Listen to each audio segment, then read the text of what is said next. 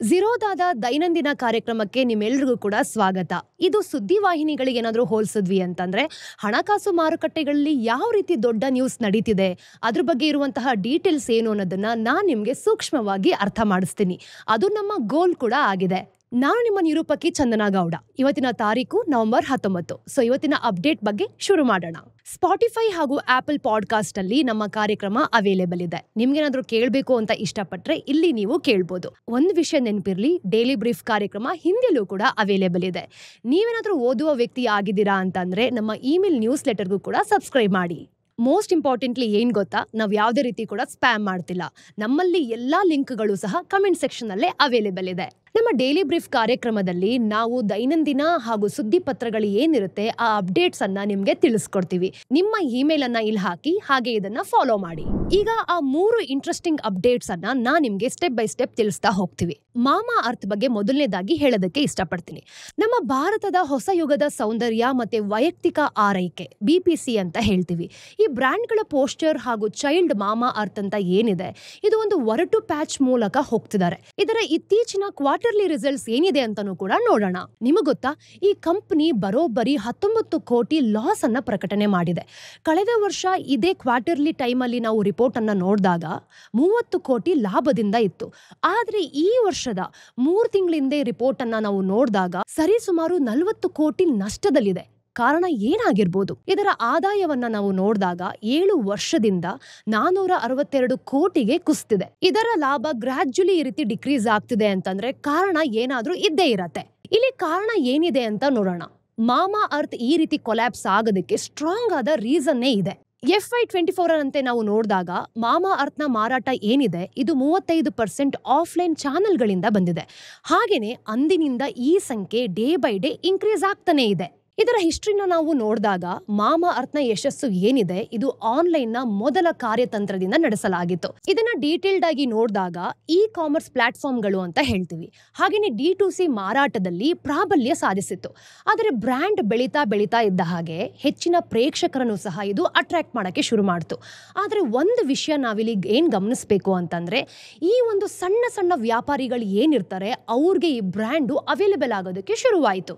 ಪ್ರಾರಂಭದಲ್ಲಿ ಎಲ್ಲನೂ ಕೂಡ ತುಂಬಾ ಚೆನ್ನಾಗಿತ್ತು. ಈ ಮಾಮಾ ಅರ್ತ್ ಕಂಪನಿಯವರು ಸೂಪರ್ ಸ್ಟಾಕಿಂಗ್ಸ್ ಮೇಲೆ ಡಿಪೆಂಡ್ ಆಗಿದ್ರು. ಅವ್ರ ಕಂಪನಿಯವ್ರು ಏನ್ ಮಾಡ್ತಿದ್ರು ಅಂತಂದ್ರೆ ದೊಡ್ಡ ಪ್ರಮಾಣದಲ್ಲಿ ಈ ಪ್ರಾಡಕ್ಟ್ಸ್ ಗಳನ್ನ ಪರ್ಚೇಸ್ ಮಾಡ್ತಿದ್ರು. ಅದಾದ್ಮೇಲೆ ಈ ಸಣ್ಣ ಕಂಪನಿಗಳು ಏನಿರ್ತಾರೆ ಅವ್ರನ್ನ ಚಿಲ್ಲರೆ ವ್ಯಾಪಾರಿಗಳು ಅಂತಾನೂ ಕೂಡ ಕರಿತೀವಿ, ಅವ್ರಿಗೆ ಡಿಸ್ಟ್ರಿಬ್ಯೂಟ್ ಮಾಡೋದಕ್ಕೆ ಶುರು ಮಾಡಿದ್ರು. ಈ ಮೆಥಡ್ ಮಾಮಾ ಅರ್ತ್ಗೆ ಏನ್ ಮಾಡ್ತು ಅಂತಂದ್ರೆ ತ್ವರಿತವಾಗಿ, ಅಂದ್ರೆ ಬ್ರ್ಯಾಂಡ್ ಬೇಗ ಬೆಳಿಬೇಕು ಅಂತ ಸಹಾಯ ಮಾಡ್ತು. ಆದ್ರೆ ನಾವು ಇದನ್ನ ಸೂಕ್ಷ್ಮವಾಗಿ ಅಬ್ಸರ್ವ್ ಮಾಡಿದ್ವಿ ಅಂತಂದ್ರೆ ಇದೇ ಮಾಮಾ ಅರ್ತ್ಗೆ ಒಂದು ಡಿಸ್ಅಡ್ವಾಂಟೇಜ್ ಆಗಿದ್ದು. ಈ ಸೂಪರ್ ಸ್ಟಾಕಿಂಗ್ಸ್ ಮಾರಾಟ ಮಾಡೋದು ಹಾಗೆ ಇನ್ವೆಂಟರಿ ಸಿಸ್ಟಮ್ ಏನಿರುತ್ತೆ, ಇದು ಡೀಟೇಲ್ಡ್ ಆದ ರಿಪೋರ್ಟ್ ಅನ್ನ ಕೊಡೋದಿಲ್ಲ. ಇದರಿಂದ ಅಂಗಡಿಗಳಲ್ಲಿ ಯಾವ್ಯಾವ ಉತ್ಪನ್ನಗಳಿರುತ್ತೋ ಅದು ಯಾವ ರೀತಿ ಕಾರ್ಯನಿರ್ವಹಿಸಿದೆ ಅನ್ನೋದನ್ನು ಕೂಡ ಟ್ರ್ಯಾಕ್ ಮಾಡಲು ಕಂಪನಿಗಳಿಗೆ ತುಂಬಾ ಕಷ್ಟ ಆಗತ್ತೆ. ಇದೇ ಕಾರಣದಿಂದ ಅನೇಕ ಸೂಪರ್ ಸ್ಟಾಕಿಂಗ್ಸ್ಗಳು ಕೂಡ ಎಂಡ್ ಆಗ್ತಿದೆ. ಇದರಿಂದ ಸರಕುಗಳು ಏನ್ ಮಾಡತ್ತೆ, ಒಂದೇ ಕಂಪನಿಯಲ್ಲಿ ಹಾಗೆ ಉಳ್ಕೊಂಡ್ಬಿಡತ್ತೆ. ಇದನ್ನ ನಾವು ವಾಸ್ತವವಾಗಿ ನೋಡ್ತಿದ್ದೀವಿ ಅಂತಂದ್ರೆ AICPDF 2000ಕ್ಕೂ ಹೆಚ್ಚು ಡಿಸ್ಟ್ರಿಬ್ಯೂಟರ್ಸ್ಗೆ ನಿರ್ವಹಿಸಲಾಗದಂತಹ ಸ್ಟಾಕ್ ಸಂಗ್ರಹಣೆ ಅಂತ ಹೇಳ್ತೀವಿ. ಅದೇನಾಗುತ್ತೆ, ಅಧಿಕವಾಗಿ ಸರಕುಗಳನ್ನು ಕೂಡ ಒಂದು ಸಿಸ್ಟಮ್ ಅಲ್ಲಿ ಸಿಲುಕೊಂಡ್ಬಿಡತ್ತೆ. ಸೊ ಎಲ್ಲಾ ಸಿಸ್ಟಮ್ ಏನಾಗುತ್ತೆ ಅಂತಂದ್ರೆ ಈ ಸ್ಟಾಕ್ಸ್ ಗಳಲ್ಲಿ ಡಿಲೇ ಆಗೋದನ್ನ ಸ್ಟೆಪ್ ಬೈ ಸ್ಟೆಪ್ ಅಬ್ಸರ್ವ್ ಮಾಡ್ತಾ ಹೋಗ್ತಾನೆ ಇದ್ರು. ಈ ಎಲ್ಲಾ ಆರೋಪಗಳು ಮಾಮಾ ಅರ್ತ್ ಮೇಲೆ ಡೇ ಬೈ ಡೇ ಜಾಸ್ತಿ ಆಗ್ತಾನೆ ಇರೋಂತ ಕಾರಣ ಈ ಇನ್ವೆಂಟರಿ ಸಿಸ್ಟಮ್ ಏನಾಗುತ್ತೆ, ನಿರ್ವಹಣೆ ಮಾಡೋದಕ್ಕೆ ತುಂಬಾ ಕಷ್ಟ ಆಗ್ತಾ ಇದೆ. ಈ ಎಲ್ಲಾ ಸಮಸ್ಯೆಗಳನ್ನ ಸರಿ ಮಾಡ್ಬೇಕು ಅಂತಾನೆ ಮಾಮಾ ಅರ್ತ್ ಪ್ರಾಜೆಕ್ಟ್ ಅನ್ನ ಪ್ರಾರಂಭ ಮಾಡ್ತು. 50ಕ್ಕೂ ಪ್ರಮುಖ ನಗರಗಳಲ್ಲಿ ಈ ಸೂಪರ್ ಸ್ಟಾಕಿಂಗ್ಸ್ ಗಳಿಂದ ಡೈರೆಕ್ಟ್ ಡಿಸ್ಟ್ರಿಬ್ಯೂಟರ್ಸ್ಗೆ ಬದಲಾಯಿಸಬೇಕು ಅಂತ ಯೋಜನೆ ಸಹ ಮಾಡ್ಕೊಳ್ತು. ಇನ್ನು ಈ ಡೈರೆಕ್ಟ್ ಡಿಸ್ಟ್ರಿಬ್ಯೂಟರ್ಸ್ ಏನ್ ಮಾಡ್ತಿದ್ದಾರೆ ಅಂತಂದ್ರೆ ಕಂಪನಿಯೊಂದಿಗೆ ಡೈರೆಕ್ಟ್ ಆಗಿ ಕೆಲಸ ಮಾಡ್ತಿದ್ದಾರೆ ಹಾಗೂ ತುಂಬಾ ಪ್ರಾಂಪ್ಟ್ ಆಗು ಸಹ ಇದ್ದಾರೆ ಅಂತ ಹೇಳ್ಬೋದು. ಸೊ ಯೂಶಲಿ ಏನಾಗುತ್ತೆ, ಇದು ಇನ್ವೆಂಟರಿ ಮೇಲೆ ತುಂಬಾ ಉತ್ತಮವಾದ ನಿಯಂತ್ರಣವನ್ನೇ ನೀಡತ್ತೆ. ಅಂದ್ರೆ ಸೂಪರ್ ಕಂಟ್ರೋಲ್ ಇರುತ್ತೆ ಈ ಒಂದು ಕಂಪನಿ ಮೇಲೆ. ನಾವೊಂದು ನೈಜ ಸಮಯದ ಒಂದು ಮಾರಾಟದ ರಿಪೋರ್ಟ್ ಏನಿರುತ್ತೆ ಅಂತ ನೋಡಿದಾಗ ಈ ಒಂದು ಸಿಸ್ಟಮ್ ಯಾವ ರೀತಿ ವರ್ಕ್ ಆಗ್ತಿದೆ ಅಂತಾನೂ ಕೂಡ ನಮ್ಗೆ ಗೊತ್ತಾಗತ್ತೆ. ಹಾಗಿದ್ರೆ ಮಾಮಾ ಅರ್ತ್ಗೆ ಏನಾಯ್ತು? ಇನ್ವೆಂಟ್ರಿ ಫೈಲಪ್ಗಳಂತ ನೋಡೋಣ. ಹಿಂದಿನ ತಿಂಗಳಲ್ಲಿ ಏನಾದರೂ ನಾವು ಅಬ್ಸರ್ವ್ ಮಾಡಿದ್ವಿ ಅಂತಂದ್ರೆ ಈ ಡೈರೆಕ್ಟರ್ ಡಿಸ್ಟ್ರಿಬ್ಯೂಟರ್ಸ್ ಏನಿರ್ತಾರೆ ಇವರು ಹೆಚ್ಚಿನ ಸ್ಟಾಕ್ನೊಂದಿಗೆ ಸಿಲುಕಿಕೊಂಡಿದ್ರು. ಅದರಲ್ಲಿ ಹೆಚ್ಚಿನ ಮಾರಾಟ ಆಗ್ತಾನೆ ಇರಲಿಲ್ಲ.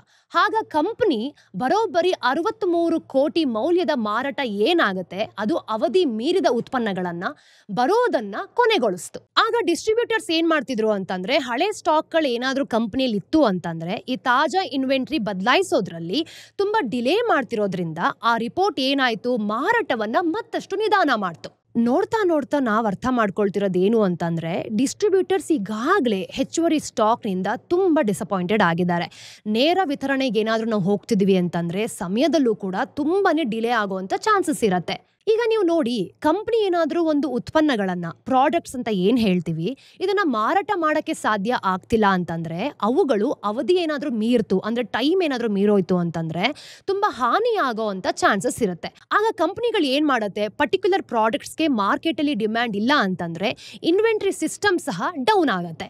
ಮಾಮಾ ಅರ್ತ್ ಅವರ ರಿಪೋರ್ಟ್ ಅನ್ನು ನಾವು ನೋಡಿದಾಗ 63 ಕೋಟಿ ಏನು ವಜಾ ಮಾಡಿದೆ ಇದು ಕೇವಲ ಒಂದು ಬಾರಿ ತಪ್ಪಾಗಿರೋದಲ್ಲ. ಕಂಪನಿಯಲ್ಲಿರೋ ಡೀಟೇಲ್ ರಿಪೋರ್ಟ್ ಅನ್ನು ನಾವು ನೋಡ್ತಿದೀವಿ ಅಂತಂದ್ರೆ ಇಲ್ಲಿರುವಂತಹ ದೋಷಗಳು ಸಹ ಹಾಗೆ ಹೊರಬೀಳ್ತಿದೆ. ಹಾಗಿದ್ರೆ ಇದು ಯಾಕಿಷ್ಟು ದೊಡ್ಡ ವಿಷಯವಾಗಿದೆ ಅನ್ನೋದು ಕೂಡ ಇಲ್ಲಿದೆ ನೋಡಿ. ನಾವು ರಿಪೋರ್ಟ್ ಅನ್ನ ನೋಡ್ತಾ ಹೋಗ್ತಿದೀವಿ ಅಂತಂದ್ರೆ IPO ಮೊದಲು ಏನ್ ಮಾಡ್ತು, ಆ ತಿಂಗಳುಗಳಲ್ಲಿ ಮಾಮಾ ಅರ್ತ್ ಆಕ್ರಮಣಕಾರಿಯಾಗಿ ಅಂದ್ರೆ ಡಿಸ್ಟ್ರಿಬ್ಯೂಟರ್ಸ್ ಏನಿರ್ತಾರೆ ಅದು ಸ್ಟಾಕ್ ಅನ್ನ ಹೆಚ್ಚಾಗಿ ತಗೊಳ್ತಿದ್ದಾರೆ ಅಂತ ಸೂಚಿಸ್ತು. ಸಾಮಾನ್ಯವಾಗಿ ಸಣ್ಣ ಪುಟ್ಟ ವ್ಯಾಪಾರಿಗಳು ಈ ರೀತಿ ಮಾಮಾ ಅರ್ತ್ ಇಂದ ಕಂಟಿನ್ಯೂಸ್ ಆಗಿ ಪ್ರಾಡಕ್ಟ್ಸ್ ನ ಪರ್ಚೇಸ್ ಮಾಡ್ತಿದ್ದಾರೆ ಅಂತಂದ್ರೆ ಈ ಕಂಪನಿಯ ಹೊಡೆತಕ್ಕೂ ಸಹ ಪ್ರಾಬ್ಲಮ್ ಆಗಿದೆ ಅಂತ ನಾವು ಹೇಳ್ಬೋದು. ಸೊ ಇದನ್ನೆಲ್ಲ ನಾವು ಡೀಟೇಲ್ಡ್ ಆಗಿ ನೋಡಿದ್ವಿ ಅಂತಂದ್ರೆ ಮಾಮಾ ಅರ್ತ್ ಅವರ ಪ್ರಾಡಕ್ಟ್ಸ್ ಗಳನ್ನ ಕಸ್ಟಮರ್ಸ್ ಎಷ್ಟು ಪರ್ಚೇಸ್ ಮಾಡ್ತಿದ್ದಾರೆ ಅನ್ನೋದನ್ನು ಸಹ ಈ ಒಂದು ರಿಪೋರ್ಟ್ ಅಲ್ಲಿ ನಿಖರವಾಗಿ ಹೇಳುತ್ತೆ.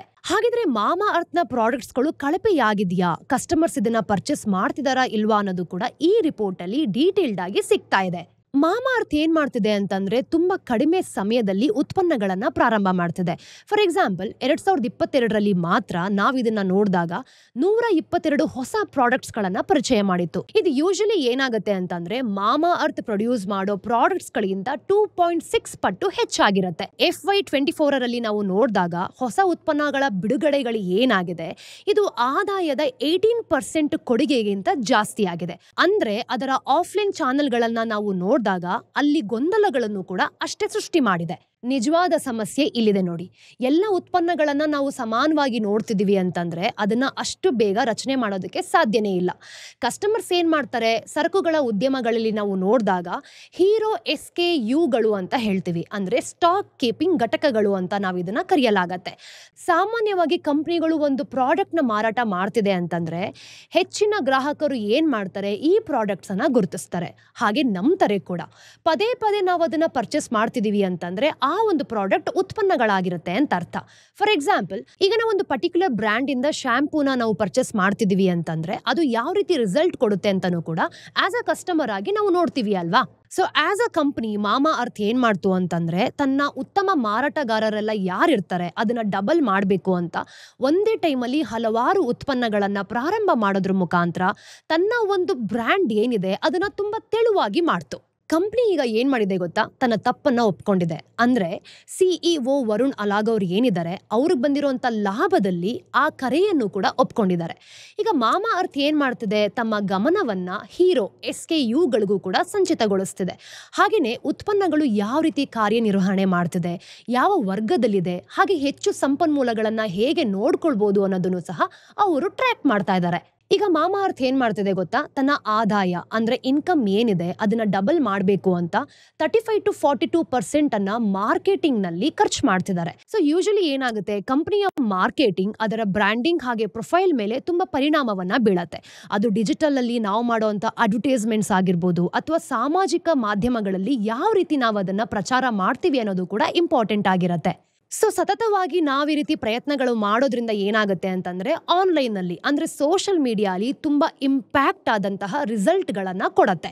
ಸೊ ಬೇಸಿಕಲಿ ಒಂದು ಬ್ರ್ಯಾಂಡ್ ಅಂತ ನೋಡಿದಾಗ ಆಫ್ಲೈನ್ ಮತ್ತೆ ಆನ್ಲೈನ್ ಮಾರ್ಕೆಟಿಂಗ್ ತುಂಬಾ ಅಂದ್ರೆ ತುಂಬಾನೇ ಇಂಪಾರ್ಟೆಂಟ್. ಇದರಿಂದ ಏನಾಗುತ್ತೆ, ಆಸ್ ಅ ಕಸ್ಟಮರ್ ನಾವು ಯಾವ ಪ್ರಾಡಕ್ಟ್ ಅನ್ನ ಯಾವ ಟೈಮಲ್ಲಿ ಪರ್ಚೇಸ್ ಮಾಡಬೇಕು ಅನ್ನೋದನ್ನು ಕೂಡ ನಾವು ನೋಡ್ಕೊಳ್ಬಹುದು. ಸಮಸ್ಯೆ ಇಲ್ಲಿದೆ ನೋಡಿ. ಆಫ್ಲೈನ್ ಚಾನೆಲ್ಗಳಿಗೆ ವಿಭಿನ್ನವಾದ ಮಾರ್ಕೆಟಿಂಗ್ನ ಮಾಡಬೇಕಾಗತ್ತೆ.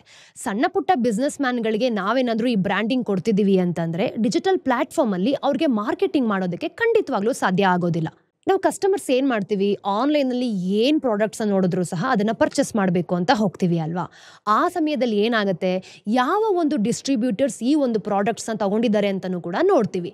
ಸೊ ಇಂಥ ಸ್ಮಾಲ್ ಚಿಲ್ಲರೆ ವ್ಯಾಪಾರಿಗಳಿಗೆ ಏನಾದರೂ ಈ ಬ್ರ್ಯಾಂಡ್ನ ಕೊಡ್ತಿದ್ದಾರೆ ಅಂತಂದ್ರೆ ಕಂಪನಿಯ ಹಣಕಾಸನ್ನ ತಗ್ಗಿಸೋಂಥ ಪ್ರಯತ್ನ ಖಂಡಿತವಾಗ್ಲೂ ಆಗುತ್ತೆ. ವಿಶೇಷವಾಗಿ ಮಾರಾಟ ಏನಾದರೂ ನಿಧಾನ ಆಗ್ತಿದೆ ಅಂತಂದ್ರೆ ಕ್ವಾರ್ಟರ್ಲಿ ನಷ್ಟ ಯಾವ ರೀತಿ ಆಗ್ತಿದೆ ಅಂತಲೂ ಕೂಡ ನಾವು ನೋಡ್ಬೋದು.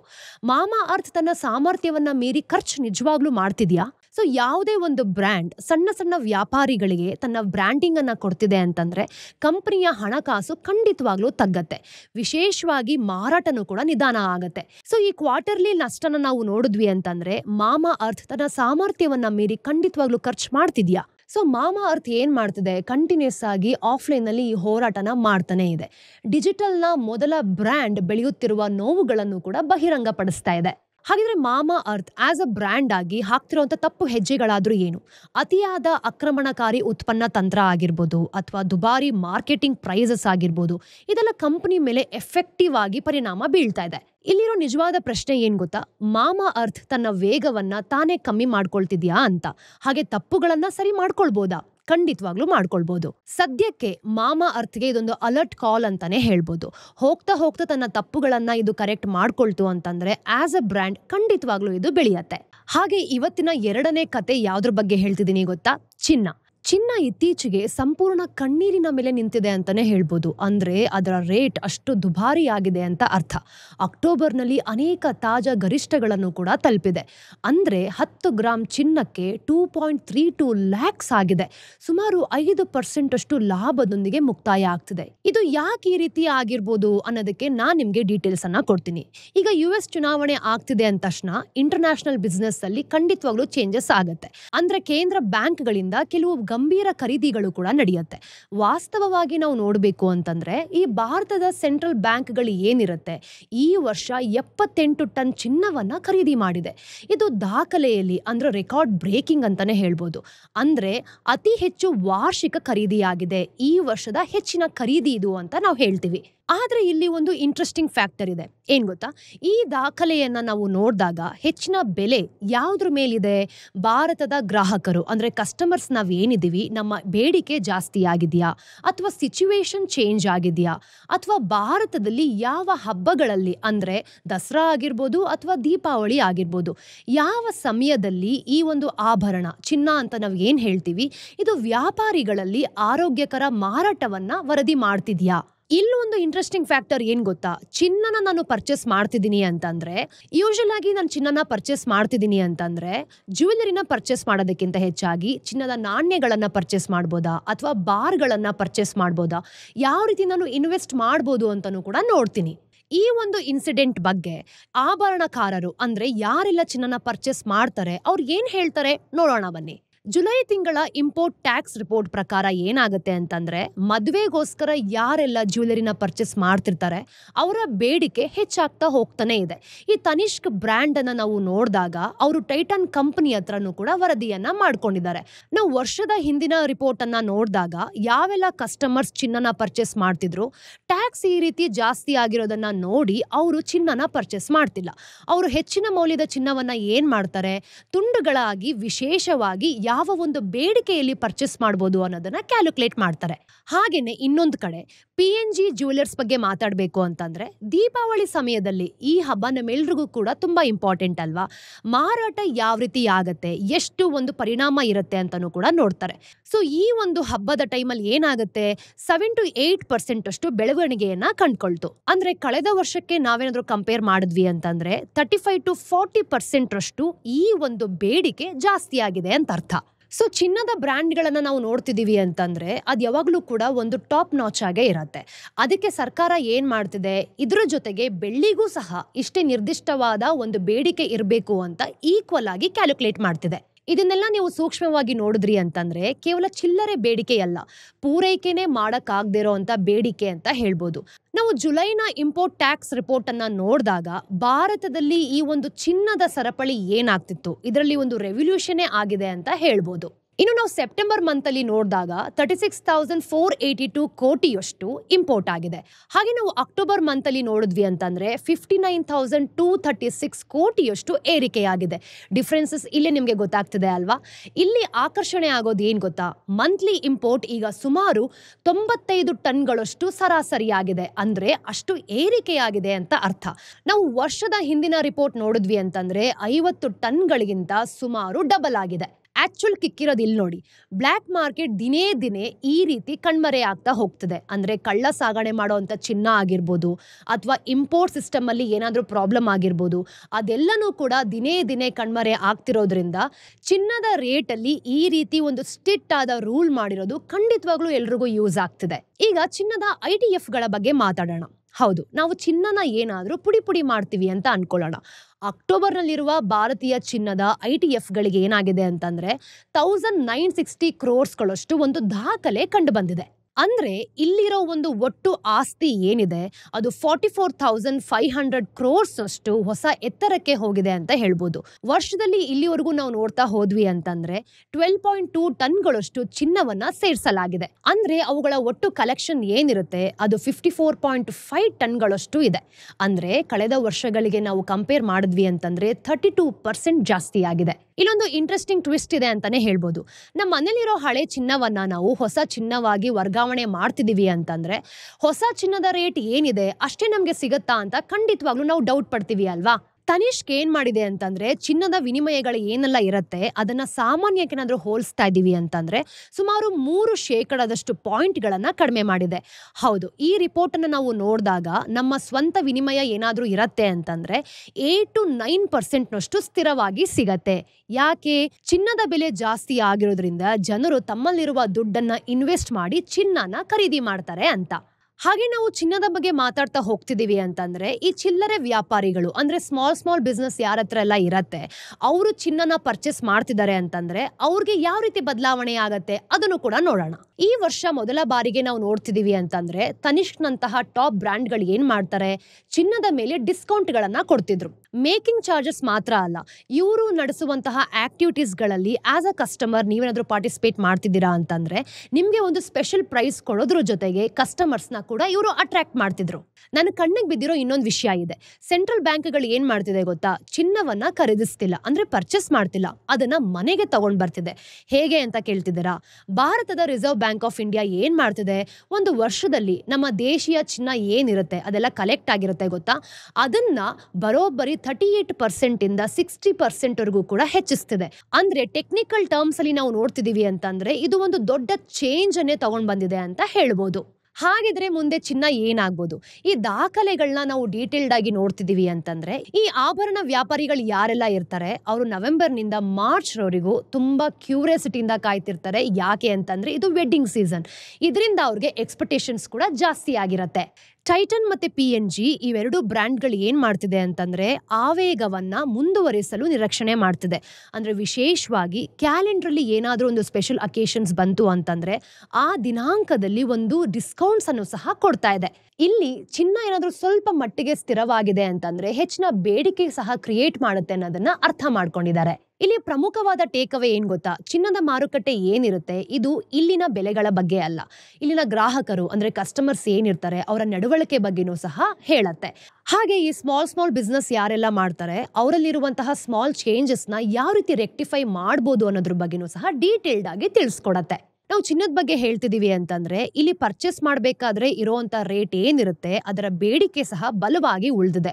ಹೌದು, ಇದು ETF ಗಳಿಗಿಂತ ಭೌತಿಕವಾಗಿ ಒಂದು ವಿಭಿನ್ನ ರೂಪ ಕೊಟ್ಟಿದೆ ಅಂತ ಹೇಳ್ಬೋದು. ಇದು ಒಂದು ಪರಿವರ್ತನೆಯ ಮಾರುಕಟ್ಟೆಯಾಗಿದೆ ಅಂತ ನಿಮ್ಗೆ ಇವಾಗ ಅರ್ಥ ಆಗಿದೆ ಅಲ್ವಾ? ನೋಡಿ, ಭಾರತದ ಪಾದರಕ್ಷೆಗಳ ಮಾರ್ಕೆಟ್ ಅನ್ನ ನಾವು ನೋಡಿದಾಗ ಪ್ರಸ್ತುತ 1 ಲಕ್ಷ ಕೋಟಿಗಳಷ್ಟು ಮೌಲ್ಯವನ್ನ ಹೊಂದಿದೆ. ಅಂದ್ರೆ ಇದರ ವ್ಯಾಲ್ಯೂ 1 ಲಕ್ಷ ಕೋಟಿ ಇದೆ ಅಂತ ಅರ್ಥ. ಹಾಗೇನೆ ಎವ್ರಿ ಡೇ ಸಹ ಈ ಒಂದು ವ್ಯಾಲ್ಯೂ ಏನಿದೆ ಇದು ಬೆಳಿತಾನೆ ಹೋಗ್ತಿದೆ. ಇಲ್ಲಿ ಇದು ಬೆಳೆಯೋದಕ್ಕೆ ತುಂಬಾ ದೊಡ್ಡ ಕಾರಣನೇ ಇದೆ. ಪಾದರಕ್ಷೆಗಳ ಬಿಸ್ನೆಸ್ ಅನ್ನ ನೋಡಿದಾಗ ಇದು ಅತಿ ಹೆಚ್ಚಿನ ಡಿಮ್ಯಾಂಡಿಂಗ್ ಅಲ್ಲಿ ಇದೆ ಅಂತ ಹೇಳ್ಬೋದು. So usually as a customer ನಾವು ಜನರು ಏನ್ ಮಾಡ್ತೀವಿ, ಎಲ್ಲಾದ್ರೂ ಹೋಗಿ ಪಾದರಕ್ಷೆಗಳನ್ನ ಪರ್ಚೇಸ್ ಮಾಡ್ತಿದೀವಿ ಅಂತಂದ್ರೆ ಒಂದನ್ನ ಪರ್ಚೇಸ್ ಮಾಡಲ್ಲ, ಜೋಡಿಗಳಾಗಿ ಪರ್ಚೇಸ್ ಮಾಡ್ತೀವಿ ತಾನೆ. ಪ್ರತಿಯೊಂದಕ್ಕೂ ಒಂದು ನಿರ್ದಿಷ್ಟ ಪ್ರೈಸ್ ಇರುತ್ತೆ, ಹಾಗೆ ಉದ್ದೇಶಗಳು ಸಹ ಇರುತ್ತೆ. ಅದು ಲೈಫ್ ಸ್ಟೈಲ್ ಆಗಿರ್ಬೋದು, ಕ್ಯಾಶುವಲ್ ಆಗಿರ್ಬೋದು, ಅಥವಾ ಆಫೀಸ್ ವೇರ್ಗಳಾಗಿರ್ಬೋದು. ನಮ್ಗಿಷ್ಟವಾದ ಫುಟ್ ವೇರ್ಗಳನ್ನ ನಾವು ಪರ್ಚೇಸ್ ಮಾಡ್ತೀವಿ. ಸೊ ಆದ್ರಿಂದ ಏನಾಗುತ್ತೆ ಅಂತಂದ್ರೆ ಡೈಲಿ ಎಸೆನ್ಷಿಯಲ್ಸ್ ಅಂತ ಬಂದಾಗ ಪ್ರತಿ ವ್ಯಕ್ತಿಗೂ ಸಹ ಈ ಹೆಚ್ಚು ಜೋಡಿಗಳು ಅಂದ್ರೆ ಪಾದರಕ್ಷೆಗಳು ಬೇಕಾಗತ್ತೆ.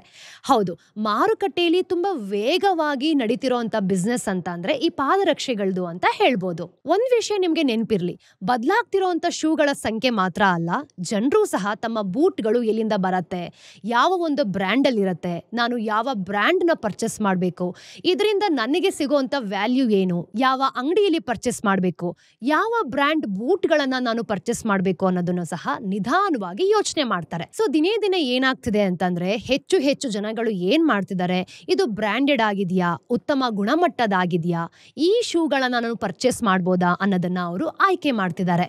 ನಾನೀಗ ಏನ್ ಮಾಡ್ತೀನಿ ಅಂತಂದ್ರೆ ಇದನ್ನ ಸಂಖ್ಯೆಗಳೊಂದಿಗೆ ನಿಮ್ಗೆ ಇವಾಗ ಸಾಬೀತುಪಡಿಸ್ತೀನಿ. ಸೊ ಹೋಗ್ತಾ ಹೋಗ್ತಾ ನೋಡ್ತಾ ಹೋಗೋಣ. ಸುಮಾರು 10 ವರ್ಷಗಳ ಹಿಂದೆ ಏನಾಯ್ತು, ದೊಡ್ಡ ದೊಡ್ಡ ಜನಪ್ರಿಯ ಬ್ರ್ಯಾಂಡ್ಗಳಂತ ಏನಿದೆ ಇದು ಮಾರುಕಟ್ಟೆಗಳಿಗೆ ಬಂತು. ಕೇವಲ 23% ಅಷ್ಟಿತ್ತು ಅಷ್ಟೇ. ಆದರೆ ಇವತ್ತು ನಾವು ನೋಡಿದಾಗ ಅದು 36% ಅಷ್ಟು ಜಾಸ್ತಿ ಆಗಿದೆ. ಇದಕ್ಕೆ ಪ್ರಸಿದ್ಧವಾದ ಬ್ರ್ಯಾಂಡ್ಗಳ ಕಡೆ ನಾವು ನೋಡಿದಾಗ ಚೇಂಜಸ್ ಅಂತೂ ಖಂಡಿತವಾಗ್ಲೂ ಆಗಿದೆ ಅಂತ ಹೇಳ್ಬೋದು. ಯಾಕೆ ಅಂತಂದ್ರೆ ಫುಟ್ವೇರ್ ಇಂಡಸ್ಟ್ರಿಗೆ ಬಂದ್ರೆ ಒಂದು ರೆವಲ್ಯೂಷನ್ ಆಗಿದೆ ಅಂತಾನೆ ನಾವು ಹೇಳ್ಬೋದು. ಆಸ್ ಅ ಕಸ್ಟಮರ್ ಏನ್ ಮಾಡ್ತೀನಿ, ನಾನು ದುಡ್ಡನ್ನ ಇನ್ವೆಸ್ಟ್ ಮಾಡ್ತಿದ್ದೀನಿ ಅಂತಂದ್ರೆ ಈ ಬ್ರ್ಯಾಂಡ್ ಚೆನ್ನಾಗಿದ್ಯಾ, ಹಾಗೆ ಇದು ಹೆಚ್ಚಿನ ದಿನ ಬಾಳ್ಕೆ ಬರುತ್ತಾ ಅಂತಾನು ಕೂಡ ನೋಡ್ತೀನಿ ಅಲ್ವಾ. ಆದ್ರೆ ಇಲ್ಲಿರೋ ದೊಡ್ಡ ಪ್ರಶ್ನೆ ಏನ್ ಗೊತ್ತಾ, ಜನರು ಇವತ್ತು ಪರ್ಚೇಸ್ ಮಾಡ್ತಿರೋಂಥ ಬೂಟ್ಗಳ ಬ್ರ್ಯಾಂಡ್ಗಳು ಯಾವ ರೀತಿ ನಡೀತಿದೆ ಅಂತಾನೂ ಕೂಡ ನೋಡ್ತಿದ್ದಾರೆ. ಇಲ್ಲಿ ಪ್ರಮುಖವಾದ 3 ಅಂಶಗಳಿದೆ. ಅದು ಯಾವ ರೀತಿ ನಡಿಬಹುದು ಅನ್ನೋದನ್ನ ನಾನ್ ನಿಮ್ಗೆ ಇವಾಗ ವಿವರಿಸ್ತೀನಿ. ಮೊದಲನೇ ಅಂಶ ಏನ್ ಗೊತ್ತಾ, ಆಥ್ಲೀಜರ್ಸ್ನ ಏರಿಕೆ. ನೋಡಿ, ನಾನೊಂದು ಆಥ್ಲೀಜರ್ಸ್ ಇರೋ ಉಡುಪುನ ಮಾರುಕಟ್ಟೆಯಲ್ಲಿ ತಗೊಳ್ತಿದ್ದೀನಿ ಅಂತಂದ್ರೆ ಅದರ ರೆವಲ್ಯೂಷನ್ಸ್ ಯಾವ ರೀತಿ ಆಗಿದೆ, ಇದರ ಸಿಚುವೇಶನ್ಸ್ ಏನು, ಹಾಗೇನೆ ಇಲ್ಲಿ ಇರುವಂತಹ ಉಡುಪುಗಳು ಅಂದ್ರೆ ಕ್ಲೋತಿಂಗ್ ಸಿಸ್ಟಮ್ ಯಾವ ರೀತಿ ಇದೆ, ಇದರ ಶೈಲಿ ಏನು ಅನ್ನೋದನ್ನು ಕೂಡ ನೋಡ್ತೀನಿ. ನಾನು ಪರ್ಚೇಸ್ ಮಾಡೋ ಫುಟ್ವೇರ್ ಇಂದ ನಾನು ರೆಗ್ಯುಲರ್ ಆಗಿ ವಾಕ್ ಮಾಡ್ಬೋದಾ, ಅಥವಾ ಜಿಮ್ಗೆ ಏನಾದ್ರೂ ಹೋದ್ರೆ ವರ್ಕೌಟ್ ಮಾಡ್ಬೋದಾ, ಜಾಗಿಂಗ್ ಏನಾದ್ರೂ ಹೋದ್ರೆ ಈ ಒಂದು ಫುಟ್ವೇರ್ ವರ್ಕೌಟ್ ಆಗುತ್ತಾ ಅನ್ನೋದನ್ನು ಕೂಡ ನೋಡ್ತೀನಿ. ಅದು ಅಲ್ಲದೆ ಇವತ್ತು ಎಲ್ಲೆಡೆ ನಾವು ನೋಡಿದಾಗೂ ಸಹ ಸ್ನೀಕರ್ಸ್ ಯಾವ ರೀತಿ ಇದೆ ಎಂಬುದನ್ನು ಕೂಡ ನಾವು ಗಮನಿಸ್ತಾ ಇದ್ದೀವಿ. ಹೌದು, ಜನರು ಏನ್ ಮಾಡ್ತೀವಿ, ಜಿಮ್ಗಳಿಗೆ ಹೋದಾಗ, ಕೆಫೆಗಳಿಗೆ ಹೋದಾಗ ನಂತರನೇ ಸುಮಾರು ಜನ ಏನ್ ಮಾಡ್ತಾರೆ, ಸ್ನೀಕರ್ಸ್ಗಳನ್ನ ಕ್ಯಾಶುವಲ್ ಆಗಿ ವೇರ್ ಮಾಡ್ತಾರೆ ಅಲ್ವಾ. ಹೌದು, ಇವತ್ತಿನ ರೆವಲ್ಯೂಷನ್ ಸಿಸ್ಟಮ್ ಅಲ್ಲಿ ಡೈಲಿ ಸಿಸ್ಟಮ್ ಅಂತ ನೋಡಿದಾಗ ಸ್ನೀಕರ್ಸ್ ನಾವು ಕಾಮನ್ ಆಗಿ ಯೂಸ್ ಮಾಡ್ತೀವಿ. ಮೋಸ್ಟ್ ಇಂಪಾರ್ಟೆಂಟ್ಲಿ ಏನ್ ಗೊತ್ತಾ, ಆಥ್ಲೇಜರ್ಸ್ ಮಾರುಕಟ್ಟೆನ ನಾವು ನೋಡಿದಾಗ ಇಲ್ಲಿ ಯಾವುದೇ ರೀತಿಯಾದಂತಹ ನಿಧಾನ ಅಂತೂ ಖಂಡಿತವಾಗ್ಲೂ ಆಗಿಲ್ಲ. ಸೊ ಆನಲಿಸ್ಟ್ಗಳು ಏನ್ ಮಾಡಿದ್ರು ಅಂತಂದ್ರೆ 2025 ನಲ್ಲಿ ಪ್ರತಿ ವರ್ಷ ಸುಮಾರು 15% ನಷ್ಟು ಬೆಳವಣಿಗೆ ಬರ್ತಿದೆ ಅಂತಾನೂ ಕೂಡ ಹೇಳಿದ್ರು. ಅಂತಿಮವಾಗಿ ನಾವು ಪಾದರಕ್ಷೆಗಳ ಮಾರುಕಟ್ಟೆಯಲ್ಲಿ ನೋಡಿದಾಗ 20% ಗಿಂತ ಹೆಚ್ಚಿನಷ್ಟು ಲಾಭ ಬರ್ತಿತ್ತು. ಹಾಗಾಗಿ ಹೆಚ್ಚು ಮಂದಿ ಸ್ನೀಕರ್ಸ್ ತಗೊಂಡಷ್ಟು ಸಹ ರೆವಲ್ಯೂಷನ್ಸ್ ಕ್ರಿಯೇಟ್ ಆಗ್ತಿದೆ ಅಂತ ಅರ್ಥ. ಅದು ನಿಮ್ಗೂ ಕೂಡ ಇವಾಗ ಗೊತ್ತಾಯ್ತಲ್ವಾ. ಮುಂದಿನ ಫುಟ್ವೇರ್ ಇಂಡಸ್ಟ್ರಿಯ ಟೆಂಡೆನ್ಸಿ ಬಗ್ಗೆ ನೋಡಿದಾಗ ಇಲ್ಲಿ ಯಾವ ರೀತಿ ಪ್ರಾಮಾಣಿಕತೆ ಇರ್ಬೋದು ಅನ್ನೋದನ್ನು ಸಹ ನೋಡೋಣ. ಈಗ ಯಾರಾದ್ರೂ ಫುಟ್ವೇರ್ನ ಪರ್ಚೇಸ್ ಮಾಡಬೇಕು ಅಂತಂದ್ರೆ ಅದು ಎಷ್ಟು ಕ್ರಿಯೇಟಿವ್ ಆಗಿದೆ, ಹಾಗೆ ಎಷ್ಟು ಸ್ಟೈಲಿಶ್ ಆಗಿದೆ ಅಂತಾನೂ ಕೂಡ ನಾವು ನೋಡ್ತೀವಿ ಅಲ್ವಾ. ಹೌದು, ನಾವೇನಾದ್ರೂ ಒಂದು ಚೆನ್ನಾಗಿರೋ ಬ್ರ್ಯಾಂಡ್ ನ ಪರ್ಚೇಸ್ ಮಾಡಬೇಕು ಅಂತಂದ್ರೆ ಅದು ಎಷ್ಟು ಸ್ಟೈಲಿಶ್ ಆಗಿದೆ, ನನಗೆ ಸೂಟ್ ಆಗುತ್ತಾ ಅನ್ನೋದನ್ನು ಕೂಡ ನೋಡ್ತೀವಿ. ಜನರು ಇವಾಗ ಏನ್ ಮಾಡ್ತಾರೆ, ತಮ್ಮ ವ್ಯಕ್ತಿತ್ವ ಅಂದ್ರೆ ಪರ್ಸನಾಲಿಟಿ ಪ್ರತಿಬಿಂಬಿಸೋ ಒಂದು ಉತ್ತಮ ಗುಣಮಟ್ಟದ ಹಾಗೂ ಸೊಗಸಾದ ಶೂಗಳಿರುತ್ತೆ ಅಂತಂದ್ರೆ ಅದು ನಾನು ವೇರ್ ಮಾಡೋಂಥ ಫುಟ್ವೇರ್ ಇಂದ ಮಾತ್ರ ಅಂತ ಹೇಳ್ತಾರೆ. ಫಾರ್ ಎಕ್ಸಾಂಪಲ್, ನಾನು ಟಾಟಾ ಬ್ರ್ಯಾಂಡ್ನ ತಗೊಳ್ಬೇಕು ಅಂತ ಅನ್ಕೊಂಡಿರ್ತೀನಿ. ನಮ್ಮಲ್ಲಿ ಸುಮಾರು ಜನ ಏನ್ ಮಾಡ್ತೀವಿ, ಜೀವನದ ಕೆಲವು ಸಿಚುವೇಶನ್ ಅಲ್ಲಿ ಬಾಟಾ ಬ್ರ್ಯಾಂಡ್ ಇಂದ ಶುರು ಮಾಡಿರ್ತೀವಿ. ಹಾಗೆ ಹೋಗ್ತಾ ಹೋಗ್ತಾ ನನಗೆ ಯಾವ ಬ್ರ್ಯಾಂಡ್ ತುಂಬಾ ಅಫೋರ್ಡಬಲ್ ಅಂತ ಅನ್ಸುತ್ತೋ ಅದನ್ನ ತಗೊಳಕ್ಕೆ ಶುರು ಮಾಡ್ತೀನಿ. ಆದ್ರೆ ವರ್ಷಗಳು ಹೋಗ್ತಿದ್ದ ಹಾಗೆ ನನಗೆ ಯಾವ ಬ್ರ್ಯಾಂಡ್ ತುಂಬಾ ಪ್ರೀಮಿಯಂ ಅನ್ಸುತ್ತೋ ಆ ಬ್ರ್ಯಾಂಡ್ನೇ ಪರ್ಚೇಸ್ ಮಾಡಕ್ಕೆ ಹೋಗ್ತೀನಿ. ಈಗ ಹಶ್ ಪಪ್ಪೀಸ್ ಅಂತ ಬ್ರ್ಯಾಂಡ್ ಗಳನ್ನ ನೋಡಿದಾಗ ನಾವು ಹೆಚ್ಚು ಪ್ರಯತ್ನವನ್ನ ಮಾಡ್ತೀವಿ, ಅಂದ್ರೆ ಅದೇ ಬ್ರ್ಯಾಂಡ್ ನ ತಗೊಳ್ಬೇಕು ಅಂತ. ಬಾಟಾ ಇಂದ ಶುರುವಾಗಿದ್ದಂತ ಪ್ರಯತ್ನ ಹಶ್ ಪಪ್ಪೀಸ್ ವರೆಗೂ ಬಂತು. ಹೌದು, ಈಗ ನಮ್ಮ ಒಂದು ಡೈಲಿ ಎಸೆನ್ಷಿಯಲ್ಸ್ ಆಗಿ ನಾವು ಏನ್ ಮಾಡ್ತೀವಿ, ಒಳ್ಳೆ ಬ್ರ್ಯಾಂಡ್ ಗಳನ್ನ ಪರಿಚಯ ಮಾಡ್ತೀವಿ. ಯಾಕೆ ಅಂತಂದ್ರೆ ನಾವು ತುಂಬಾ ಅಟ್ರಾಕ್ಟಿವ್ ಆಗಿ ಕಾಣ್ಬೇಕು ಅಂತ. ಈಗ ಸ್ನೀಕರ್ ಸ್ಟುಡಿಯೋನ ನೋಡೋಣ. ಅದು ಒಂದು ಪ್ರೀಮಿಯಂ ಬ್ರ್ಯಾಂಡ್ ಆಗಿದೆ. ಅದು ನಮ್ಗೆ ಪರಿಚಯ ಆಗಿದೆನೂ ಕೂಡ. ಬಾಟಾ ಇಂದ ಸ್ಟಾರ್ಟ್ ಆದಂತಹ ನಮ್ಮ ಪ್ರಯತ್ನ ಹಶ್ ಪಪ್ಪೀಸ್ ವರೆಗೂ ಬಂತು. ಈಗ ಇಂಟರ್ನ್ಯಾಷನಲ್ ಬ್ರ್ಯಾಂಡ್ ನಮ್ಮ ಫ್ಯಾಷನ್ ನ ಶುರು ಮಾಡಬೇಕು ಅಂತ ಸ್ನೀಕರ್ ಸ್ಟುಡಿಯೋವರೆಗೂ ಕೂಡ ಬಂದಿದೆ. ಇಲ್ಲೇ ನೋಡಿ, ಒಂದು ಅಂತಾರಾಷ್ಟ್ರೀಯ ಪ್ರಯತ್ನ ಅಂತಂದ್ರೆ ಇದನ್ನೇ ಅಂತ ಹೇಳ್ಬೋದು. ಈ ಒಂದು ಬೇಸಿಕ್ ಎಸೆನ್ಷಿಯಲ್ಸ್ ಏನಿದೆ ಇದನ್ನ ಪ್ರತಿಯೊಬ್ಬರು ಸಹ ಬಯಸ್ತಾರೆ. ಈಗ ಮೆಟ್ರೋ ಬ್ರ್ಯಾಂಡ್ಗಳನ್ನ ನೋಡಿದಾಗ ಅವರ ಮೆಥಡ್ ಸಹ ಇದೇ ರೀತಿ ಇದೆ. ಅವರ ಮಾರಾಟವನ್ನ ನಾವು ಅಬ್ಸರ್ವ್ ಮಾಡಿದ್ವಿ ಅಂತಂದ್ರೆ 85% ಇಂದ 1500 ಗಿಂತ ಜಾಸ್ತಿ ಆಗಿದೆ. ಯಾಕೆ ಅಂತಂದ್ರೆ ಇದರ ಬೆಲೆ ಸಹ ಸ್ವಲ್ಪ ಅಫೋರ್ಡಬಲ್ ಆಗಿದೆ. ಅದಕ್ಕೋಸ್ಕರನೇ ನಮ್ಮ ಇಂಡಿಯನ್ ಸಿಸ್ಟಮ್ ಅಲ್ಲಿ ನೋಡಿದಾಗ ಮಧ್ಯಮ ವರ್ಗದವರು, ಮಿಡಲ್ ಕ್ಲಾಸ್ಗಳು ಯಾರೆಲ್ಲ ಇರ್ತಾರೆ ಅವರು ಒಂದು ಬೇಸಿಕ್ ಇಂದ ಪ್ರೀಮಿಯಂ ಬ್ರ್ಯಾಂಡ್ ವರೆಗೂ ಸಹ ಪರ್ಚೇಸ್ ಮಾಡ್ತಾರೆ. ಸೊ ಪ್ರೀಮಿಯಂ ಬ್ರ್ಯಾಂಡ್ ಗಳನ್ನ ನಾವು ಪರ್ಚೇಸ್ ಮಾಡ್ತಿದೀವಿ ಅಂತಂದ್ರೆ ಮೆಟ್ರೋ ಉತ್ಪನ್ನಗಳು, ಪ್ರಾಡಕ್ಟ್ಸ್ ಗಳು ಏನ್ ಮಾಡತ್ತೆ, ಅವರ ಲಾಭವನ್ನ ಕಾಲಕ್ರಮೇಣ ಜಾಸ್ತಿ ಮಾಡ್ಕೊಳ್ತಾ ಹೋಗ್ತಾನೆ ಇದೆ. ಈಗ ನಾವು ಮೆಟ್ರೋ ಬ್ರ್ಯಾಂಡ್ ಅನ್ನ ನೋಡ್ತಿದೀವಿ ಅಂತಂದ್ರೆ ಇವರ ಪ್ರಾಡಕ್ಟ್ಸ್ ತುಂಬಾ ಉತ್ತಮ ಗುಣಮಟ್ಟ ಆಗಿರೋದ್ರಿಂದ ನಮ್ಮಂತ ಕಸ್ಟಮರ್ ಸಹ ಈ ಒಂದು ಬ್ರ್ಯಾಂಡ್ ನ ಪರ್ಚೇಸ್ ಮಾಡೋದಕ್ಕೆ ಮುಂದೆ ಬರ್ತೀವಿ. ಈಗ ಫುಟ್ವೇರ್ ಇಂಡಸ್ಟ್ರಿಗೆ ಬಂದಾಗ ಜನರು ಹೆಚ್ಚಾಗಿ ದುಡ್ಡನ್ನ ಕೊಟ್ಬಿಟ್ಟು ಸಹ ಅದನ್ನ ಯಾಕೆ ಪರ್ಚೇಸ್ ಮಾಡ್ತೀವಿ? ನೀವು ಈ ಪ್ರಶ್ನೆ ಕೇಳ್ತಿರ್ಬೋದು. ನಾನ್ ನಿಮ್ಗೆ ಅದಕ್ಕೆ ಉತ್ತರ ಕೊಡ್ತೀನಿ. ಆದಾಯ ನಮ್ಗೆ ಕಮ್ಮಿ ಆಗಿರ್ಬೋದು, ಜಾಸ್ತಿ ಆಗಿರ್ಬೋದು, ಆದ್ರೆ ಆ ಒಂದು ಬ್ರ್ಯಾಂಡ್ ಅನ್ನ ಪರ್ಚೇಸ್ ಮಾಡೋದಕ್ಕೆ ನಾವು ಮುಂದೆ ಬರ್ತೀವಿ. ಯಾಕೆ ಗೊತ್ತಾ? ಆದಾಯ ಕಮ್ಮಿ ಇತ್ತು ಅಂತಂದ್ರೆ ನನ್ನ ಹತ್ರ ಸ್ಟೈಲಿಶ್ ಆಗಿರೋ ಬ್ರ್ಯಾಂಡ್ ಇರಬಾರ್ದು ಅಂತಲ್ಲ. ನನ್ನ ಒಂದು ಲೈಫ್ ಸ್ಟೈಲ್ ದಿನೇ ದಿನೇ ಚೆನ್ನಾಗ್ ಆಗ್ಬೇಕು ಅಂತಂದ್ರೆ ನನ್ನ ಹತ್ರ ಬ್ರ್ಯಾಂಡ್ ಆಗಿರೋ ಫುಟ್ವೇರ್ ಇರಬೇಕು ಅಂತ ಅರ್ಥ. ಸೊ ಸಹಜವಾಗಿ ನಾವು ನೋಡ್ಬೇಕು ಅಂತಂದ್ರೆ ಜನರು ಪ್ರೀಮಿಯಂ ವಿಭಾಗ ಬ್ರ್ಯಾಂಡ್ಗಳು ಏನೆಲ್ಲ ಇದೆ ಅದನ್ನ ಪರ್ಚೇಸ್ ಮಾಡೋದಕ್ಕೆ ಮುಂದೆ ಬರ್ತಿದ್ದಾರೆ. ಸೊ ಎಲ್ಲಾ ಬ್ರ್ಯಾಂಡ್ಗಳಿಗೂ ಇದೊಂದು ವಿನ್ ವಿನ್ ಸಿಚುವೇಶನ್ ಅಂತ ಹೇಳ್ಬೋದು. ಸೊ ಭಾರತದ ಫುಟ್ವೇರ್ ಬಿಸ್ನೆಸ್ ಅನ್ನ ನೋಡಿದಾಗ ಈ ಟೆಂಡೆನ್ಸಿ ಯಾವ ರೀತಿ ಇದೆ ಗೊತ್ತಾ? ಡಿಸ್ಟ್ರಿಬ್ಯೂಟ್ ಮಾಡೋದ್ರಲ್ಲಿ 3ನೇ ಸ್ಥಾನದಲ್ಲಿದೆ. ಹೌದು, ಭಾರತ ಏನ್ ಮಾಡುತ್ತೆ, ತುಂಬಾ ಸ್ಟೈಲಿಶ್ ಆಗಿರುವಂತಹ ಫುಟ್ವೇರ್ ಗಳನ್ನ ಪ್ರೊಡ್ಯೂಸ್ ಮಾಡುತ್ತೆ. ಇದರಿಂದ ಆಸ್ ಅ ಕಸ್ಟಮರ್ ನಾವು ಅದನ್ನ ಪರ್ಚೇಸ್ ಮಾಡೋದಕ್ಕೆ ಮುಂದೆ ಹೋಗ್ತೀವಿ. ನಮ್ಮ ದೇಶವನ್ನ ನಾವು ನೋಡಿದಾಗ ಎಲ್ಲಾ ಕಸ್ಟಮರ್ಸ್ ನ ತಲುಪೋದು ಅಷ್ಟು ಈಸಿ ಅಲ್ಲ. ಆದ್ರೂ ಸಹ ನಮ್ಮ ದೇಶ ಅದರಲ್ಲಿ ಒಂದು ಕೈ ಮುಂದೆ ಇದೆ. ಈ ಬ್ರ್ಯಾಂಡ್ಗಳು ಎಲ್ಲಾ ಪ್ರಾಡಕ್ಟ್ಸ್ ಗಳನ್ನ ಕಸ್ಟಮರ್ ಗೆ ರೀಚ್ ಔಟ್ ಮಾಡಬೇಕು ಅಂತಂದ್ರೆ ಆನ್ಲೈನ್ ಮತ್ತೆ ಆಫ್ಲೈನ್ ಮಾರ್ಕೆಟಿಂಗ್ ತುಂಬಾ ಚೆನ್ನಾಗಿರ್ಬೇಕು. ಫಾರ್ ಎಕ್ಸಾಂಪಲ್, ರಿಲ್ಯಾಕ್ಸೋ ಪಾದರಕ್ಷೆನ ನಾವು ನೋಡಿದಾಗ ಇದರ ಪ್ರೀಮಿಯಂ ಉತ್ಪನ್ನಗಳು ಏನೆಲ್ಲ ಇದೆ ಅಷ್ಟು ಕೇಂದ್ರೀಕೃತವಾಗಿಲ್ಲ. ಈ ದೊಡ್ಡ ದೊಡ್ಡ ಸಿಟಿಯಿಂದ ಹಿಡಿದು ಸಣ್ಣ ಸಣ್ಣ ಸಿಟಿವರೆಗೂ ಸಹ 70,000 ಚಿಲ್ಲರೆ ಟಚ್ ಪಾಯಿಂಟ್ ಗಳನ್ನ ಇವರು ಮಾಡಿದ್ದಾರೆ. ಸೊ ಈ ರೀತಿ ಮಾರ್ಕೆಟಿಂಗ್ ಮಾಡೋದ್ರಿಂದ ಏನಾಗಿರುತ್ತೆ, ಈ ರಿಲ್ಯಾಕ್ಸೋ ಬ್ರ್ಯಾಂಡ್ ಗೆ ಜನರಿಗೆ ತಲುಪುವಂತಹ ಒಂದು ಪ್ರಯತ್ನ ಸಕ್ಸಸ್ಫುಲ್ ಆಗಿದೆ. ಇನ್ನು ಕ್ಯಾಂಪಸ್ ಮತ್ತು ಬಾಟಾದಂತಹ ಬ್ರ್ಯಾಂಡ್ ಗಳನ್ನ ನಾವು ನೋಡಿದೀವಿ ಅಂತಂದ್ರೆ ಇ ಕಾಮರ್ಸ್ ಮೇಲೆ ಹೆಚ್ಚಾಗಿ ಗಮನವನ್ನ ಕೊಡ್ತಿದ್ದಾರೆ. ಅಂದ್ರೆ ಅವ್ರು ಮಾರಾಟ ಮಾಡುವಂತಹ ಭಾಗ ಏನಿರುತ್ತೆ ಇದು ಆಫ್ಲೈನ್ ಪ್ಲಾಟ್ಫಾರ್ಮ್ ಗಳಲ್ಲಿ ಕೂಡ ಬಂದಿದೆ. ಇದನ್ನ ಟೆಕ್ನಿಕಲ್ ಟರ್ಮ್ಸ್ ಅಲ್ಲಿ ನೋಡಿದಾಗ ಎಲ್ಲಾ ಬ್ರ್ಯಾಂಡ್ಗಳು ಕಸ್ಟಮರ್ಸ್ ಗೆ ರೀಚ್ ಔಟ್ ಆಗ್ಬೇಕು ಅನ್ನೋ ಒಂದೇ ಕಾರಣ. ನಾವು ಆನ್ಲೈನ್ ಚಾನೆಲ್ಗಳಲ್ಲಿ ನೋಡಿದಾಗ ಅಥವಾ ಬ್ರ್ಯಾಂಡ್ ಅಡ್ವರ್ಟೈಸ್ ಮಾಡಿದಾಗ ದೇಶಾದ್ಯಂತ as a company, as a product reach out ಆಗ್ಬೋದು. ನಾನು ಆಸ್ ಅ ಕಸ್ಟಮರ್ ಆಫ್ಲೈನ್ ಸ್ಟೋರ್ಗೆ ಹೋಗಿ ಒಂದು ಪ್ರಾಡಕ್ಟ್ ನ ಪರ್ಚೇಸ್ ಮಾಡಬೇಕು ಅಂತಂದ್ರೆ ಆ ಪ್ರಾಡಕ್ಟ್ ನನಗೆ ಗೊತ್ತಿರಬೇಕು. ಫಾರ್ ಎಕ್ಸಾಂಪಲ್, ಬಾಟಾನ ತಗೊಳ್ಳಿ. ಈ ಎಲ್ಲಾ ಪ್ರದೇಶಗಳಲ್ಲೂ ಏನ್ ಮಾಡುತ್ತೆ ಅಂತಂದ್ರೆ ಫ್ರಾಂಚೈಸಿ ಸ್ಟೋರ್ ಗಳನ್ನ ತಗೊಂಡಿರುತ್ತೆ. ಸೊ 2025ಗೆ ನಾವೇನಾದ್ರೂ ಕ್ಯಾಲ್ಕುಲೇಟ್ ಮಾಡಿದ್ವಿ ಅಂತಂದ್ರೆ ಆನ್ಲೈನ್ ಪಾದರಕ್ಷೆಗಳ ಮಾರ್ಕೆಟ್ ಏನಿದೆ ಇದು 16 to 22% ಅಷ್ಟು ಬೆಳಿಬಹುದು ಅನ್ನೋ ಒಂದು ಕ್ಯಾಲ್ಕುಲೇಷನ್ ಸಹ ಇದೆ. ಸೊ ಇದರ ಕನ್ಕ್ಲೂಷನ್ ಪಾರ್ಟ್ ಏನು ಅಂತಂದ್ರೆ ತುಂಬಾ ಸ್ಟೈಲಿಶ್ ಆಗಿರೋ ಹಾಗೂ ಸೊಗಸಾದ ಪಾದರಕ್ಷೆಗಳನ್ನ ನಾವು ಹಾಕೊಳ್ತಿದೀವಿ ಅಂತಂದ್ರೆ ಆಸ್ ಅ ಕಸ್ಟಮರ್ ಆ ಬ್ರ್ಯಾಂಡ್ ಯಾವ ರೀತಿ ಇರುತ್ತೆ, ಅದರ ಮಾರ್ಕೆಟ್ ಬೆಲೆ ಹೇಗಿದೆ, ಅದರ ಕಂಪನಿ ಯಾವುದು, ಇದನ್ನೆಲ್ಲನೂ ಕೂಡ ನಾವು ಸೂಕ್ಷ್ಮವಾಗಿ ಗಮನಿಸ್ತೀವಿ ಅಲ್ವಾ? ಸೊ ಭಾರತದ ಪಾದರಕ್ಷೆಗಳ ಬಿಸ್ನೆಸ್ ಅನ್ನ ನೋಡಿದಾಗ ತುಂಬಾ ವೇಗವಾಗಿ ಬೆಳೀತಿದೆ. ಹಾಗೆ ಇದೊಂದು ಹ್ಯಾಪಿ ಮೂಮೆಂಟ್ ಅಂತಾನೂ ಸಹ ಹೇಳ್ಬೋದು. ಇನ್ನು ಇದರ ಫೀಲ್ಡ್ ಬಗ್ಗೆ ಮಾತಾಡಬೇಕು ಅಂತಂದ್ರೆ ನಮ್ಮ ಭಾರತದಲ್ಲಿ ಫುಟ್ವೇರ್ ಇಂಡಸ್ಟ್ರಿ ಎವ್ರಿ ಡೇ ತುಂಬಾ ಚೆನ್ನಾಗಿ ಬೆಳೀತಿದೆ. ಸೊ ಇವತ್ತಿನ ಟಿಡ್ಬಿಟ್ಸ್, ಮೊದಲನೇದು, ಮೇಕ್ ಇನ್ ಇಂಡಿಯಾ ಮತ್ತೆ PLG ಯೋಜನೆಗಳ ಅಡಿಯಲ್ಲಿ ಲ್ಯಾಪ್ಟಾಪ್ ಮತ್ತು IT ಹಾರ್ಡ್ವೇರ್ ಗಳನ್ನ ನೋಡಿದಾಗ ಈ ಎಕ್ಸ್ಪೋರ್ಟ್ ಮಾಡೋದು ಏನಿದೆ ಇದು 5% ಅಷ್ಟು ಕಡಿಮೆ ಆಗ್ತಿದೆ. ಹಾಗೆ ಎರಡನೇದು, ಸೆಡಾನ್ಗಳಲ್ಲಿ CNG ಅಳವಡಿಕೆ ಏನಿದೆ 2024ರಲ್ಲಿ 41.5% ಮಾರಾಟವಾಗ್ತಿದೆ. ಮೂರನೇದು, ಭಾರತದ ಸ್ಮಾರ್ಟ್ ಫೋನ್ ಎಕ್ಸ್ಪೋರ್ಟ್ ಸಿಸ್ಟಮ್ ಏನಿದೆ ಅಕ್ಟೋಬರ್ 2024ನಲ್ಲಿ $2 ಬಿಲಿಯನ್ ಅನ್ನ ತಲುಪ್ತಾ ಇದೆ. ಇನ್ನು ಆಪಲ್ ಮತ್ತೆ ಸ್ಯಾಮ್ಸಂಗ್ ಗಳಿಗೆ ನಾವು ನೋಡಿದಾಗ ಇದರಲ್ಲಿ ನಡೆಯುವಂತಹ ವರ್ಷದಿಂದ ವರ್ಷಕ್ಕೆ 70% ಜಾಸ್ತಿ ಆಗ್ತಿದೆ ಅಂತಾನೂ ಕೂಡ ಹೇಳ್ಬೋದು. ಇನ್ನು FY25 ಎಕ್ಸ್ಪೋರ್ಟ್ ಸಿಸ್ಟಮ್ ಅನ್ನ ನಾವು ನೋಡಿದಾಗ $18 to $20 ಬಿಲಿಯನ್ ಸಹ ತಲುಪಬಹುದು. ನಾಲ್ಕನೇದು, ಟಾಟಾ ಎಲೆಕ್ಟ್ರಾನಿಕ್ಸ್ ಪೆಗಟ್ರಾನ್ ನ ತಮಿಳುನಾಡು ಐಫೋನ್ ಸ್ಥಾವರದಲ್ಲಿ ಏನಾಗ್ತಿದೆ ಅಂತಂದ್ರೆ 60% ಪಾಲನೆ ಮಾಡಬೇಕು ಅಂತಾನೂ ಕೂಡ ಹೇಳ್ತಿದ್ದಾರೆ. ಇನ್ನು ಇದು ಆಪಲ್ ಬ್ರ್ಯಾಂಡ್ ನ ಪೂರೈಕೆ ಸರ್ಕ್ಯುಲೇಟ್ ಸಿಸ್ಟಮ್ ಅನ್ನ ಜಾಸ್ತಿ ಮಾಡ್ತಿದೆ. ಭಾರತದ ಐಫೋನ್ ಉತ್ಪಾದನೆನ ನೋಡಬೇಕು ಅಂತಂದ್ರೆ 2023ರಲ್ಲಿ 12 to 14% ರಿಂದ 2024ರಲ್ಲಿ ಜಾಗತಿಕ ಸಾಗಣೆ ಕೂಡ 20 to 25% ಅಷ್ಟು ಜಾಸ್ತಿ ಆಗಿದೆ. ಇದು ಇವತ್ತಿನ ಡೈಲಿ ಬ್ರೀಫ್. ನಾನು ನಿಮ್ಮ ನಿರೂಪಕಿ ಚಂದನಾ ಗೌಡ ಸೈನಿಂಗ್ ಆಫ್. ನಾಳೆ ಸಿಗ್ತೀನಿ. ಅಲ್ಲಿ ತನಕ ಟೇಕ್ ಕೇರ್.